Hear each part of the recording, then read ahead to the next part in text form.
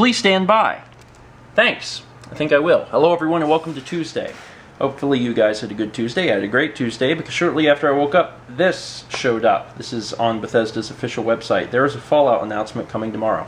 I'm excited. I'm not going to take today to talk about it because I'm going to be talking about it probably tomorrow.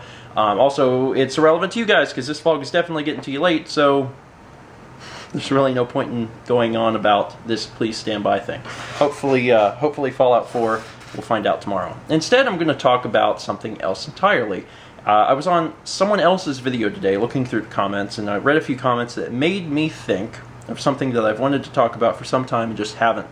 And that is content creators and negativity. In particular, negativity from you guys. Not trying to call anyone out, of course. Content creators create content. Big surprise there. But we also are fueled on feedback. We really are. Whether the feedback is constructive criticism or the feedback is praise or something in between or something else entirely, whatever the comments on Searle qualify as, we feed off of that. We really do. And occasionally there is criticism that is not constructive. And usually, especially for creators like myself or someone else who has been doing this for a long time, has kind of got into the flow of things, and not to toot my own horn, but we feel like we're pretty good at what we do at this point. And people are watching because they like what we've done in the past. So we have a particular product that we know how to deliver, and we continually deliver it. We feel like we're pretty good at that particular product. So whenever you do this, and people like it, and occasionally you get non-constructive criticism, it sticks out in your head pretty badly.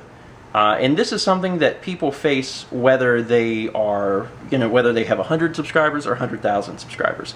If you look at the comments, and there's 99 comments that are like, this was awesome, I laughed my butt off, it was amazing, but there's one comment that's like, this was absolutely terrible. That's the one you remember. Why?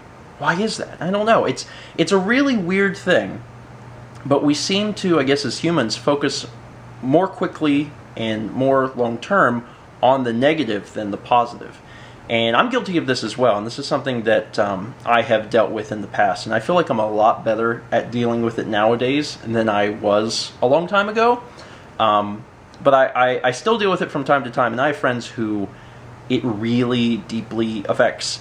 It's one of those things like they release a really great video, wonderful video, and someone, maybe even just a troll, is there to stir up trouble. And that's what they remember. And the thing is, they leave that video thinking maybe something is wrong. Maybe there's something they need to change. And it's so easy for them to forget, so easy for me to forget, content creators to forget, that they are the 1%. Or less, usually far less than 1%.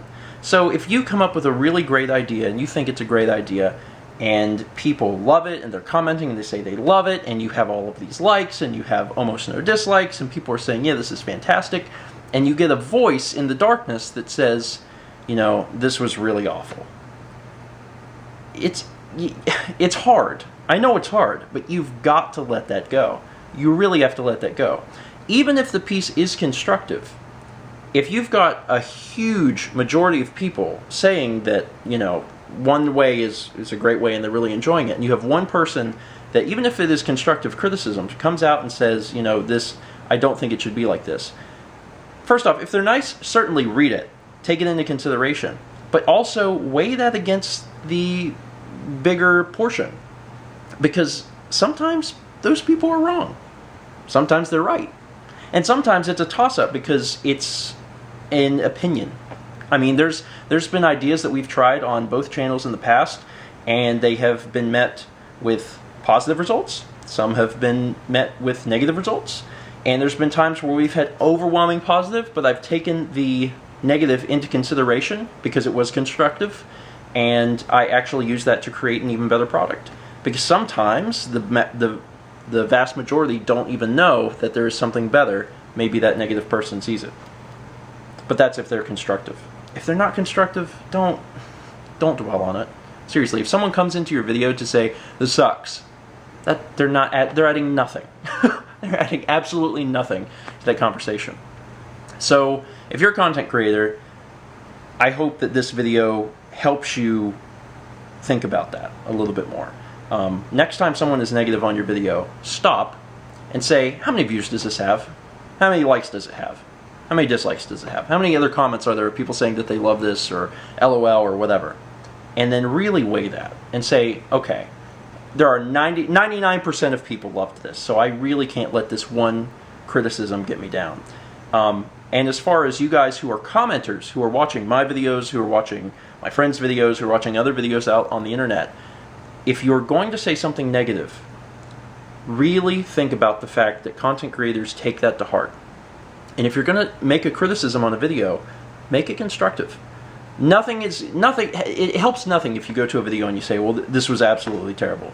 Why was it terrible? What is it that you didn't enjoy? Tell us. We read the comments, and we want to know. And the criticism is generally what sticks with us the most. So if you make it constructive, the wheels will be turning about ways we can possibly improve our final products. Okay, I hope that helps. Hopes that that's a quick journey into the mind of a creator. Fellow creators, I don't care where you are right now. I don't care if you have 1 million subscribers or 100,000 or 1,000 or 100 or 10. If I'm right on the money, let me know. Let the other commenters who aren't content creators know, because I know I'm right. And it's a weird feeling. It's totally weird, but if you get something critical, you tend to dwell on it more than the positive, which is bad. We should really do our best to avoid that. That's it for today. Thank you so much for watching. Glad I finally got all that off my chest because it's something I wanted to talk about for some time. Tomorrow, Fallout something. I'm guessing probably a trailer. I'm guessing it's going to be no more than a trailer, and then they're going to talk a little more about Fallout at their pre-E3 conference. And I highly doubt you'll be able to play Fallout 4 at E3, but if you can, I'm going to play that game. Let's meet back tomorrow, shall we? Also, a little upsetting, they never came to power wash. So the plants are still... They said it would take 3 days for all the buildings, and they just didn't say which day was what building. Of course not. Better than the weapons you start out with. I'm just saying, you don't have to, but there's a chance that if you like... Oh God, no! There's a chance that you could actually respond with like 2 weapons or a better weapon. See, you actually came back with 2 weapons.